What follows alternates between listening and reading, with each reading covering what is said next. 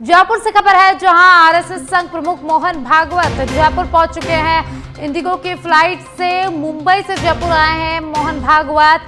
जयपुर में कई कार्यक्रमों में शिरकत करेंगे मोहन भागवत। तो जयपुर से खबर है जहां आरएसएस संघ प्रमुख मोहन भागवत जयपुर पहुंच चुके हैं। मुंबई से जयपुर पहुंचे हैं मोहन भागवत। इंडिगो की फ्लाइट से वे जयपुर पहुंचे हैं और जयपुर में कई कार्यक्रमों में शिरकत करेंगे मोहन भागवत। तो जयपुर से बड़ी जानकारी जहां आरएसएस संघ प्रमुख मोहन भागवत जयपुर पहुंच चुके हैं। जयपुर में वे कई कार्यक्रमों में भाग लेंगे, हिस्सा लेंगे। इंडिगो के फ्लाइट से मुंबई से जयपुर पहुंचे हैं मोहन भागवत।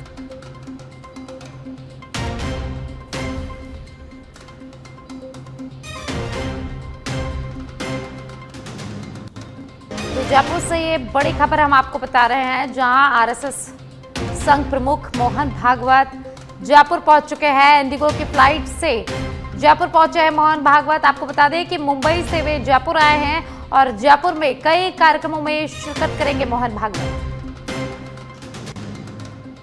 तो आरएसएस प्रमुख मोहन भागवत जयपुर दौरे पर है और आज जयपुर पहुंच चुके हैं जहां जयपुर में कई कार्यक्रमों में शिरकत करेंगे आरएसएस प्रमुख मोहन भागवत। और अब जयपुर से खबर है जहां जयपुर पुलिस कमिश्नरेट में पुलिस निरीक्षक की तैनाती की गई है। 10 सीआई की तैनाती की गई है। 4 सीआई की सीआईयू टीम में तैनाती की गई है। तो वहीं 4 सीआई की विशेष अपराध एवं साइबर थाना आयुक्तालय में तैनाती की गई है। जयपुर में तैनाती हुई है।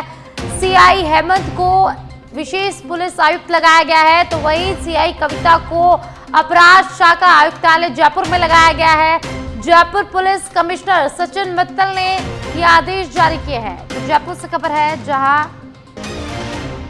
सीआई की तैनाती हुई है।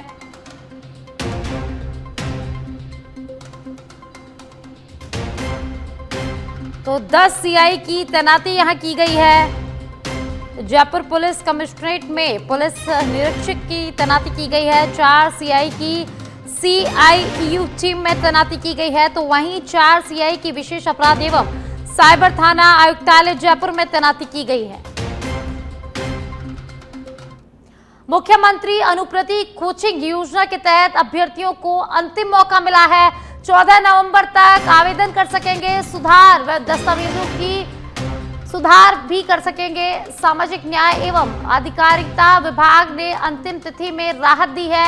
14 नवंबर के बाद कोई निस्तारण या सुधार स्वीकार नहीं होगा। अधिकारियों ने अभ्यर्थियों से समय पर प्रक्रिया पूरी करने की भी अपील की है। जयपुर जिले के पात्र अभ्यर्थी जल्द आवेदन अपडेट करें। तो जयपुर से एक खबर हम आपको बता रहे हैं जहां मुख्यमंत्री अनुप्रति कोचिंग योजना के तहत अभ्यर्थियों को अंतिम मौका दिया गया है। अभ्यर्थियों को अंतिम मौका यहां मिला है। 14 नवंबर तक आवेदन में सुधार और दस्तावेजों की पूर्ति कर सकेंगे अभ्यर्थी।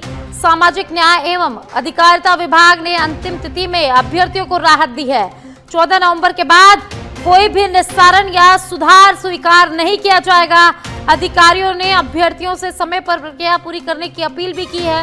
जयपुर जिले के पात्र अभ्यर्थी जल्द आवेदन अपडेट करें। तो मुख्यमंत्री अनुप्रति कोचिंग योजना के तहत अभ्यर्थियों को राहत दी गई है। अंतिम तिथि में अभ्यर्थियों को राहत दी गई है।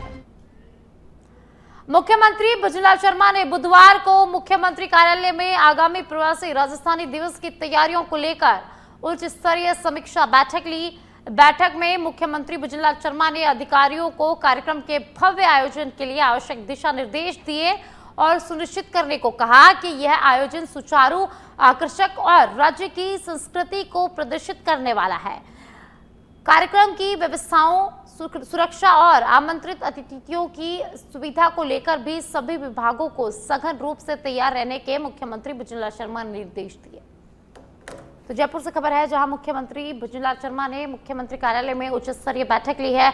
अधिकारियों को कार्यक्रम के आयोजन को लेकर आवश्यक दिशा निर्देश भी यहां दिए गए हैं। प्रवासी राजस्थानी दिवस की तैयारियों को लेकर मुख्यमंत्री भजनलाल शर्मा ने उच्च स्तरीय बैठक ली और बैठक में मुख्यमंत्री ने अधिकारियों को आवश्यक दिशा निर्देश दिए हैं।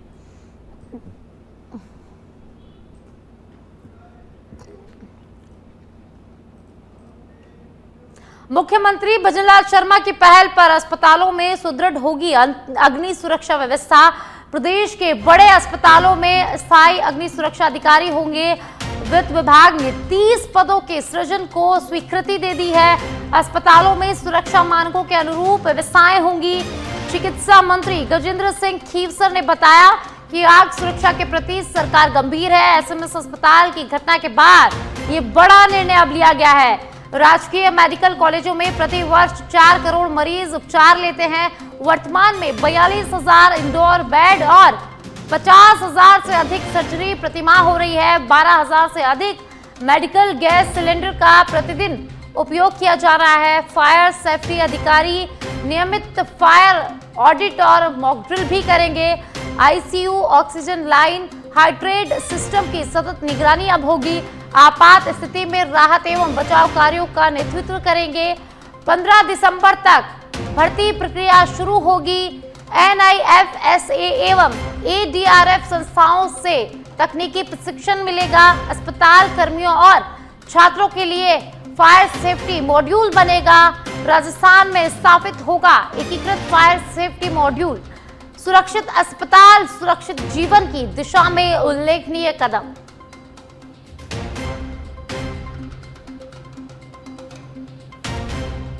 अस्पताल कर्मियों और छात्रों के लिए फायर सेफ्टी मॉड्यूल बनेगा। राजस्थान में एकीकृत फायर सेफ्टी मॉड्यूल स्थापित होगा। सुरक्षित अस्पताल, सुरक्षित जीवन की दिशा में उल्लेखनीय कदम। तो मुख्यमंत्री भजनलाल शर्मा की पहल पर अस्पतालों में सुदृढ़ होगी अग्नि सुरक्षा व्यवस्था। राजस्थान में पहली बार 7 संभागों में एक साथ घूमर महोत्सव 2025 आयोजित होगा।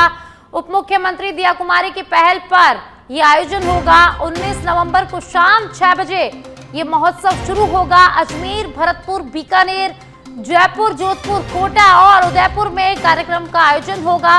राजस्थान की पारंपरिक शाही धरोहर घूमर को नया रंग और उत्साह इसके दौरान मिलेगा। पर्यटन आयुक्त रुक्मणी रियार ने बताया कि घूमर राज्य की सांस्कृतिक पहचान का प्रतीक है। युवा पीढ़ी और महिलाओं में पारंपरिक नृत्यों को लोकप्रिय बनाने का उद्देश्य है। तो राजस्थान में एक साथ 7 संभागों में घूमर महोत्सव 2025 होगा। 19 नवंबर को शाम 6 बजे इस कार्यक्रम की शुरुआत होगी। राजस्थान में पहली बार 7 संभागों में घूमर महोत्सव 2025 का आयोजन किया जा रहा है। 19 नवंबर को यह आयोजन किया जा रहा है। और अब जयपुर से खबर है, जहां राजस्थान में खेलो इंडिया यूनिवर्सिटी गेम्स 2025 का आयोजन होगा। खेल मंत्री राज्यवर्धन सिंह राठौड़ ने खेलो इंडिया यूनिवर्सिटी गेम्स का लोगो लॉन्च कर दिया है। लोगो के साथ मैस्कॉट, एंथम, टॉर्च व जर्सी भी लॉन्च की गई है। जयपुर के आमेर किले में आयोजित ये कार्यक्रम हुआ, जहां इनकी लॉन्चिंग की गई है। 24 नवंबर से 5 दिसंबर तक 7 शहरों में खेलो इंडिया यूनिवर्सिटी गेम्स खेले जाएंगे। खेलो इंडिया यूनिवर्सिटी गेम्स 2025 का आयोजन राजस्थान में हो रहा है। राजस्थान में गेम्स का आयोजन होगा और मंत्री राज्यवर्धन सिंह राठौड़ ने इस गेम्स का लोगो लॉन्च कर दिया है। मैस्कॉट, एंथम, टॉर्च और जर्सी की भी आज लॉन्चिंग की गई है। जयपुर के आमेर किले में कार्यक्रम का आयोजन हुआ, जहां खेल मंत्री राज्यवर्धन सिंह राठौड़ ने यूनिवर्सिटी गेम्स 2025 का लोगो लॉन्च किया है। ये खेलो इंडिया यूनिवर्सिटी गेम्स प्रधानमंत्री मोदी जी के विजन का एक हिस्सा है। जिस तरह से प्रधानमंत्री मोदी जी ने पूरे देश के लिए आह्वान करा है, हमारे स्वास्थ्य के लिए, जो आज तक किसी ने नहीं करा, कि हम सब स्वस्थ रहें, फिट रहें, उसी के साथ श्री अन्न खाने के लिए उन्होंने हम सबको प्रोत्साहित करा। ओबेसिटी यानी मोटापा कम करें, घर में तेल कम करें, ये सब हम सब के लिए करा। उसी के साथ साथ सर्वश्रेष्ठ खेलों में प्रदर्शन के लिए टारगेट ओलंपिक पोडियम स्कीम उन्होंने शुरू करी और एक युवाओं के लिए मंच तैयार करा, वो है खेलो इंडिया का। उसी के साथ खेलो इंडिया यूनिवर्सिटी गेम्स। अब जो इसका आयोजन करते हैं उनकी भी खासियत होती है। अब देश के अंदर सभी प्रदेशों में से अगर राजस्थान को चुना गया 2025 के खेलो इंडिया यूनिवर्सिटी गेम्स के लिए, तो हमारे लिए बड़े गर्व की बात है। उसी के साथ साथ हमें एक अवसर मिलता है कि हम अपना इंफ्रास्ट्रक्चर को तैयार करें। मैं इसमें मुख्यमंत्री जी को बधाई देता हूं कि उनकी सोच की वजह से हम इन खेलों को केवल जयपुर शहर तक सीमित नहीं रख रहे, बल्कि अलग अलग शहरों में इसका आयोजन होगा। तो उसी के साथ इंफ्रास्ट्रक्चर की भी तैयारी होगी सभी शहरों के अंदर। अलग अलग शहरों के जो नौजवान हैं उनको देखने का अवसर भी मिलेगा इन खेलों को। जब राष्ट्र के लेवल के खिलाड़ी आएंगे, लड़के लड़कियां जब आएंगे और वो अपना सर्वश्रेष्ठ प्रदर्शन दिखाएंगे, तो न जाने कितने नौजवान होंगे जो प्रेरित होंगे खुद को और मजबूत करने के लिए, स्वस्थ करने के लिए, अनुशासित रहकर कुछ खुद के लिए अचीव करने के लिए और देश के लिए अचीव करने के लिए। तो उनका प्रदर्शन देखने का अवसर मिलेगा और हमें मेजबानी करने का अवसर मिलेगा। हमारी आओ भगत जिसके लिए हम पूरे देश में जाने जाते हैं, या मैं कहता हूं कि पूरी दुनिया में जाने जाते हैं, वो अवसर भी हमारे को मिलेगा। तो ये 8,000 लोग जो आ रहे हैं, जिसमें 4,500 तो खिलाड़ी होंगे और कोचिंग मैनेजर स्टाफ को मिला लें तो 8,000, ये जब पूरे राजस्थान का दौरा करेंगे, यहां रहेंगे, तो यहां से बहुत यादें लेकर जाएंगे। और ये एक नगर निगम सभागार में 7वें राज्य वित्त आयोग की कार्यशाला आयोजित हुई। आयोग अध्यक्ष डॉक्टर अरुण चतुर्वेदी ने पंचायतों को आत्मनिर्भर बनाने, नई आय योजनाएं विकसित करने और ग्रामीण विकास को सशक्त करने पर जोर दिया। सूचना सहायक कार्मिकों की नियुक्ति, सामुदायिक भवन और शौचालयों का रखरखाव, नालियों और ड्रेनेज सिस्टम पर प्राथमिकता देने की भी उन्होंने बात कही। संभागीय आयुक्त डॉक्टर टीना सोनी ने महिलाओं की सुरक्षा और हेरिटेज स्थलों के संरक्षण के लिए विशेष अनुदान की आवश्यकता बताई। कार्यशाला में पंचायत बजट मॉनिटरिंग, चारागाह भूमि से अतिक्रमण हटाने और तकनीकी कार्मिक नियुक्ति पर सुझाव भी सामने दिए। सप्तम वित्त आयोग की संभागीय बैठकों की चर्चा के संबंध में पंचायत राज से रिलेटेड भरतपुर संभाग की पहली बैठक हुई। कल हमने नगरीय निकायों से संबंधित बैठक की थी और आज पंचायतों से रिलेटेड, उसमें भरतपुर संभाग के 5 जिलों के संभागीय आयुक्त महोदय थी। वो इन 5 जिलों के सीओस रहे, बीडीओस ज़्यादातर जगह के थे। आज काफ़ी संख्या में जनप्रतिनिधि भी, कुछ जिला प्रमुख, कुछ प्रधान, वो भी रहे। इन सब के बीच में एक सारगर्भित बहुत ही सकारात्मक चर्चा हुई। बहुत अच्छे जमीन से जुड़े सुझाव वित्त आयोग आज प्राप्त हुए। मुख्य रूप से और अब जयपुर के सांगनेर से बड़ी खबर सामने आ रही है, जहां जयपुर के सांगनेर पुलिया के पास टोंक रोड पर भोजनालय की छत गिर गई। हादसे में कुछ लोगों के दबे होने की भी सूचना मिल रही है। सिविल डिफेंस रेस्क्यू टीम मौके पर मौजूद है। रेस्क्यू टीमों के साथ पुलिस और प्रशासन के अधिकारी भी मौके पर मौजूद है। जयपुर के सांगनेर से ये बड़ी खबर, जहां छत गिरने की सूचना मिली है। हादसे में कुछ लोगों के दबे होने की भी सूचना सामने आ रही है। सिविल डिफेंस रेस्क्यू टीम मौके पर तैनात है। रेस्क्यू टीमों के साथ पुलिस और प्रशासन के अधिकारी भी मौके पर मौजूद हैं। तो जयपुर के सांगनेर से ये बड़ी खबर हम आपको बता रहे हैं, जहां बड़ा हादसा हुआ है। जयपुर के सांगनेर पुलिया के पास टोंक रोड पर भोजनालय की छत गिर गई और इस हादसे में कुछ लोगों के दबे होने की भी सूचना मिल रही है। तो पुलिस और प्रशासन के अधिकारी मौके पर पहुंच चुके हैं। सिविल डिफेंस रेस्क्यू टीम भी मौके पर तैनात है। तो जयपुर से इस वक्त की ये बड़ी खबर सामने आ रही है, जहां सांगनेर में भोजनालय की छत गिर गई है और छत गिरने से कई लोगों के दबे होने की भी यहां से सूचना सामने आ रही है। तो रेस्क्यू टीम मौके पर तैनात है। पुलिस और प्रशासन के अधिकारी भी मौके पर मौजूद है। जयपुर के सांगनेर से एक खबर है, जहां भोजनालय की छत गिर गई। हादसे में कुछ लोगों के दबे होने की भी यहां सूचना मिल रही है। सिविल डिफेंस रेस्क्यू टीम मौके पर लगातार तैनात है। लगातार राहत बचाव कार्य किए जा रहे हैं। रेस्क्यू टीमों के साथ पुलिस और प्रशासन के अधिकारी भी मौके पर इस समय मौजूद हैं। तो जयपुर के सांगनेर से ये बड़ी खबर, जहां सांगनेर में एक भोजनालय की छत गिर गई। जयपुर के सांगनेर पुलिया के पास टोंक रोड पर भोजनालय की छत गिरी है। ये बड़ा हादसा हुआ है। हादसे में कुछ लोगों के दबे होने की भी सूचना सामने आ रही है। सिविल डिफेंस रेस्क्यू टीम मौके पर लगातार तैनात है, लगातार काम कर रही है और रेस्क्यू टीमों के साथ पुलिस प्रशासन के अधिकारी भी मौके पर मौजूद हैं। तो जयपुर के सांगानेर से बड़ी खबर, जहां सांगानेर में बड़ा हादसा हुआ है। जयपुर के सांगानेर में टोंक रोड पर भोजनालय की छत गिर गई है और ज्यादा जानकारी के लिए मेरे सहयोगी निरंजन मेरे साथ जुड़ गए हैं। जानकारी उनसे लेते हैं। निरंजन, सांगानेर में एक बड़ा हादसा हुआ है। यहाँ एक भोजनालय की छत गिर गई है और कुछ लोगों की भी दबे होने की सूचना सामने आ रही है। क्या कुछ अधिक जानकारी है? साक्षी, देखिए अभी फिलहाल मौके पर सिविल डिफेंस की टीम पहुंच गई है और पुलिस बल जो है वहां पर पहुंच गया। उसके अलावा जो लोग दबे हुए बताए जा रहे हैं इस बिल्डिंग के अंदर, उनको निकालने की यहाँ पर कोशिश की जा रही है। ये पूरा मामला सांगानेर का है, जयपुर की सांगानेर का, जहाँ पर ये जो है रेस्टोरेंट की छत गिरी है। बताया जा रहा है कि शाम का माहौल था और यहाँ पर कुछ लोग जो है वो खाना खाने आए थे। इस दौरान जो है वो इस जो ढाबा रेस्टोरेंट है हरिशंकर, उसकी जो है वो छत गिर गई, जिसके बाद में सिविल डिफेंस की टीम और उसके अलावा पुलिस के लोगों को जो है वो इसकी जानकारी दी गई, जो कि फिलहाल मौके पर मौजूद हैं।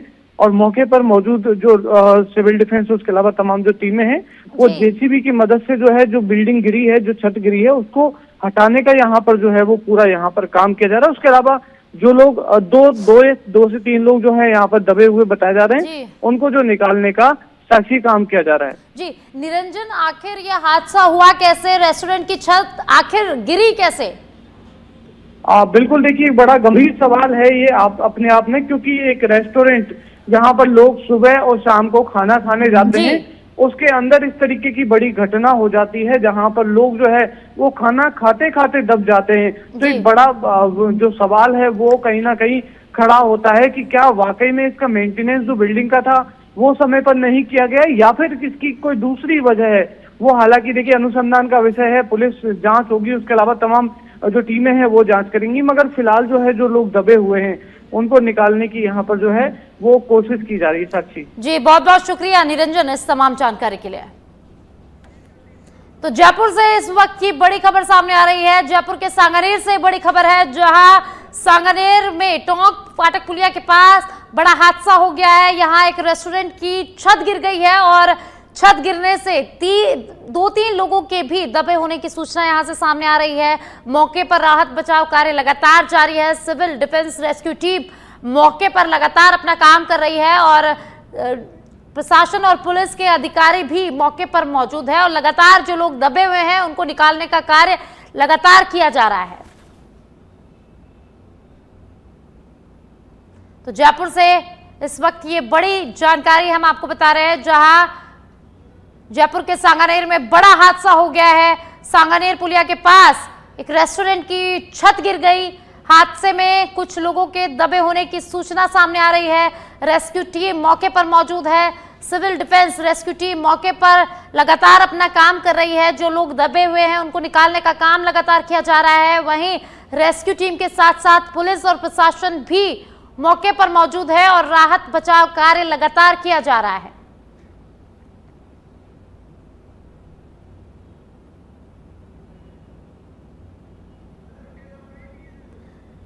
तो प्रशासन के अधिकारी मौके पर मौजूद हैं, रेस्क्यू टीम मौके पर मौजूद है। रेस्क्यू टीम लगातार जो लोग दबे हुए हैं उनको निकालने का कार्य कर रही है। सीधी तस्वीरें आपकी टेलीविजन स्क्रीन पर सांगानेर से, जहां एक रेस्टोरेंट की छत गिर गई और उसमें कुछ लोग दब चुके हैं। सांगानेर पुलिया के पास हरिशंकर रेस्टोरेंट की एक घटना है, जहां रेस्टोरेंट की छत गिर गई। दौसा जिले के कुंडल तहसील क्षेत्र में एक बड़ा हादसा होते होते टल गया। गांव कालोता से सिंडोली की ओर जा रहे मार्ग पर बंधा के जाने के पास तेज रफ्तार ट्रैक्टर ट्रॉली अनियंत्रित होकर सड़क से नीचे खाई में पलट गई। गनीमत रही कि इस हादसे में किसी तरह की कोई जनहानि नहीं हुई। प्रत्यक्षदर्शियों के अनुसार सड़क पर अचानक आए एक बाइक सवार को बचाने के प्रयास में ट्रैक्टर चालक ने नियंत्रण खो दिया, जिससे ट्रैक्टर ट्रॉली पलट गई। ग्रामीणों ने बताया कि ट्रैक्टर चालक शराब के नशे में था और वाहन को बेहद तेज रफ्तार से चला रहा था। हादसे के बाद चालक मौके से फरार हो गया। सूचना मिलते ही पुलिस मौके पर पहुंची और मामले की जांच पड़ताल शुरू कर दी गई है। ग्रामीणों ने यह भी बताया कि कुछ दिन पहले दांतली गांव में इसी ट्रैक्टर से जुड़ा एक हादसा हुआ था, जिसमें एक स्कूली बच्ची का पैर टूट गया था।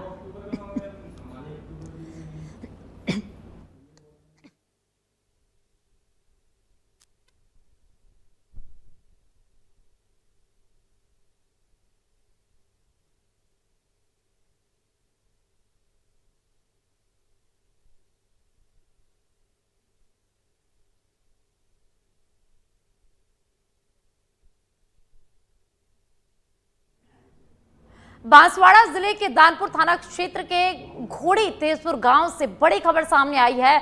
घरेलू विवाद के चलते एक पति ने अपनी पत्नी संजू देवी पर धारदार फावड़े से हमला कर दिया। घटना में पत्नी गंभीर रूप से घायल हो गई। लहूलुहान हालत में परिजनों ने उसे तुरंत जिला अस्पताल पहुंचाया, जहां उसका उपचार लगातार जारी है। स्थानीय ग्रामीणों का कहना है कि दंपति के बीच पहले से कलह चल रही थी। सूचना मिलते ही दानपुर थाना पुलिस मौके पर पहुंची और मामले की जांच शुरू कर दी गई है। पुलिस ने आरोपी पति की तलाश भी शुरू कर दी है।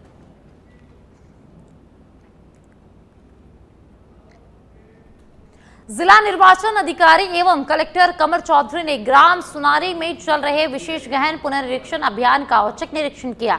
उन्होंने बीएलओ ऐप पर मतदाता गणना प्रपत्रों की ऑनलाइन फीडिंग और सत्यापन कार्य की समीक्षा की और आमजन से फीडबैक भी उन्होंने लिया। कलेक्टर ने अधिकारियों को निर्देश दिए कि हर मतदाता तक 3 बार संपर्क कर गणना प्रपत्र समय पर अपलोड किए जाएं और वॉलंटियर आंगनबाड़ी कार्यकर्ता एवं राशन डीलर के सहयोग से त्रुटि रहित मतदाता सूची तैयार की जाए।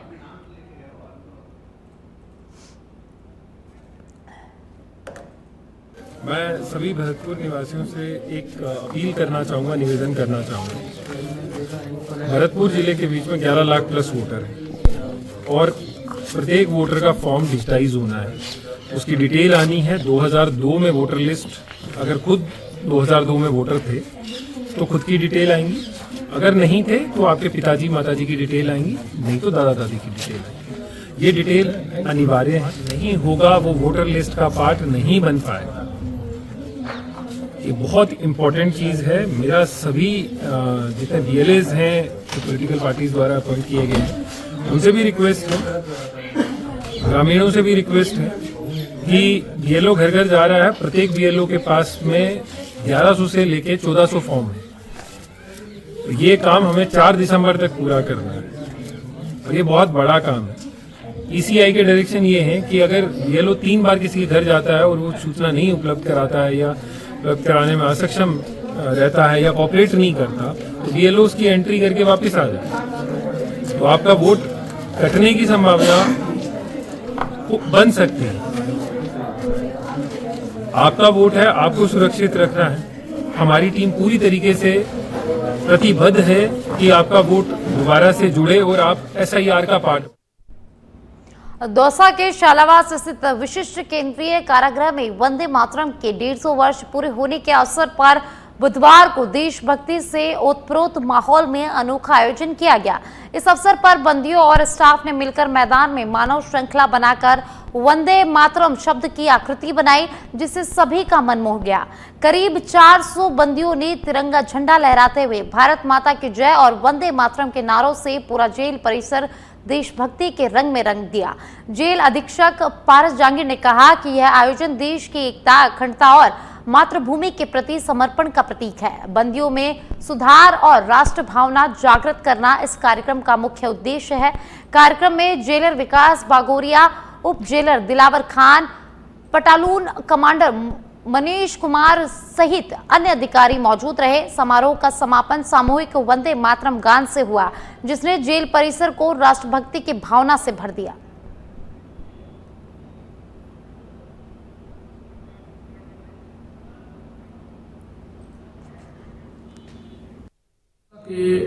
विशिष्ट केंद्रीय कारागृह शालावास में बुधवार को एक देशभक्तिपूर्ण कार्यक्रम का आयोजन हुआ।